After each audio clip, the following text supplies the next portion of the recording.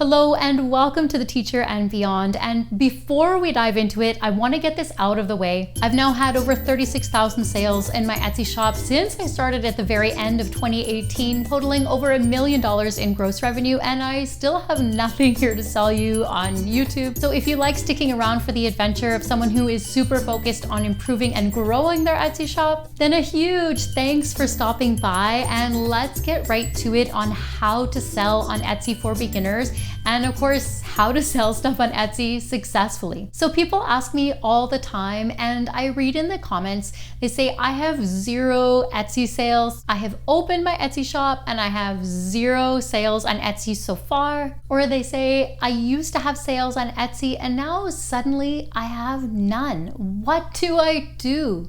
So of course, there's a million different things that you could do, but we're going to focus on the 2 main strategies that will work no matter what. Because yes, of course, you could run ads, you could sell to your friends and family, but what if you have no money to run ads? I mean, sure, yeah, if you had $1 to $2 a day that you could set aside to help to get some targeted traffic to your shop, sure, that would help. But what if you've already asked your friends and family for sales and now everything has died and dried up? So while of course there are multiple aspects that we could discuss, but typically there are 2 main reasons why a shop is not getting sales.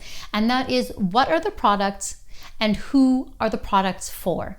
And when you've sorted those 2 fundamental issues out, then your listings or the individual little piece of digital Etsy real estate that you've created can start to be successful as an Etsy seller. Now, as you listen to this, I want you to wholeheartedly think about what aspect I discussed you think you can most improve on. Then please take a second and add it to the comments down below so that we can all learn together from our experiences. Or if you're still struggling, and I'll try my best to help you out in the comments. Now, we really need to keep emotions out of it as Etsy sellers, but we need our listing to elicit an emotional response from the buyer that will ensure they will be convinced to purchase the item as soon as possible. Now, this is what I really mean when I say, what is the product? I don't mean, is it a table? Is it a mug? Is it a hat? Is it a digital coloring book? What type of emotional response is your listing going to elicit and receive from the customer? Because ultimately, emotions is what you're selling. You are selling the emotion that the customer wants to feel when they purchase it.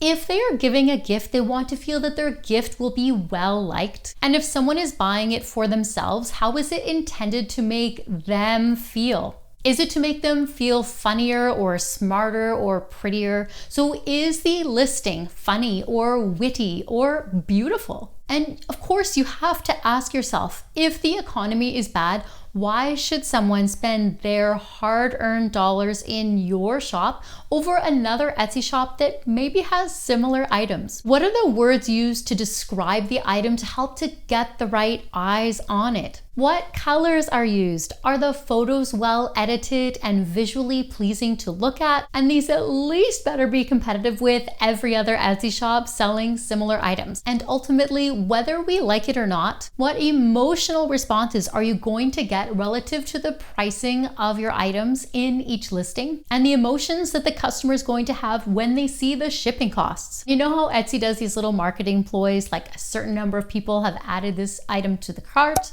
So does your item have X number of people have added the item to the cart? Or is it already a best-selling item on Etsy? These are all little tricks that Etsy uses to encourage more customers to trust and to purchase your item. And of course, is your customer going to find reviews of other happy Etsy customers? And of course, are they ultimately going to leave an amazing review on Etsy themselves? Or will they be disappointed that the item doesn't live up to the standards that they thought at all? Or will they be disappointed with the quality of the item as it doesn't look or feel anything like they thought it would? Okay, now we've talked a lot already about how we get that emotion that you really need to sell something successfully. But now, who is the product specifically for? And not just a general idea like you're selling to grandmas. Because if you have absolutely 0 sales on Etsy, Etsy is far too saturated with items for a very generic, boring listing.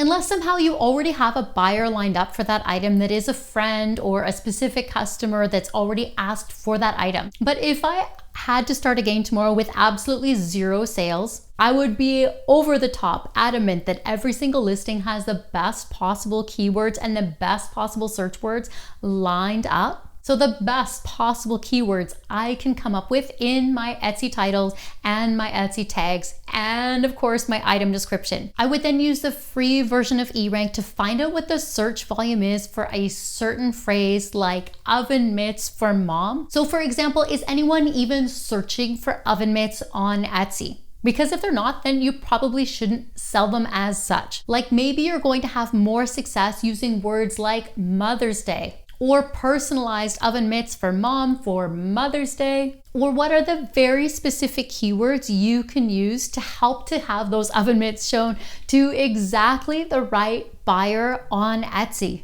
So yes, you need to get the search terms right in your search engine optimization because that helps the customer feel like the item was meant for them. It was meant to be. They were just searching on Etsy and look what they happened to find. It just happened to show up while they were looking for a gift for mom for Mother's Day, and lo and behold, here we are.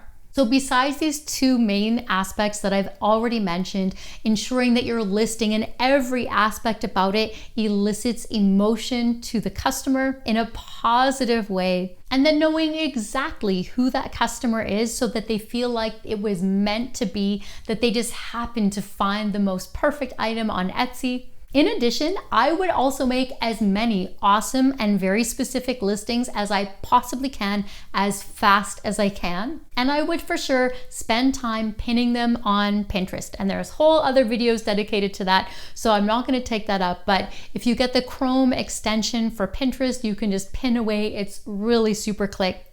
Of course, I would also share these listings on my preferred social media platform, whether that's Facebook or Instagram. If you do Insta, then do Insta. But if you have zero sales, you're going to have to hustle for a while as opposed to sit and wait. Can you add 10 listings a day for 30 days? Can you add 100 listings a day for 100 days? If you keep slinging mud against the wall, something is bound to stick. So the big thing is congrats on starting, and now truthfully, the hard part begins. And yes, you absolutely will be successful selling on Etsy, but you might have to work much harder than you initially thought before you started selling on Etsy. And it might be different than someone else's journey. It might be different than my journey. It might be different than your friend's journey. It might be different than everybody else who you watch on YouTube and their specific journey. But because you've got the right mindset to help you start selling successfully on Etsy right away, you might also want to check out my video on how to start selling on Etsy successfully